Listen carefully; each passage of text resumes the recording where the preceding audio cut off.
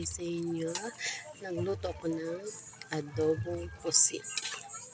Ginisa ko lang yan sa kamatis, sibuyas, luya, bawang. Ayan, nilagyan ko lang din siya ng sili. Tapos nilagyan ko siya ng nilagang etlog. Ito yan.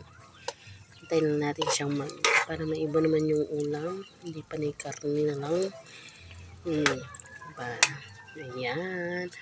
At meron pa tayo luluto mamaya. Ayan. Ayan. Pinapaitan yan na bako. Mamaya iluluto ko yan guys.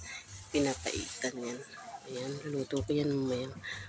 Siyempre ito ulam muna natin ng tanghalian. Ayan. Patuyuan ko lang yan guys. Okay na yan.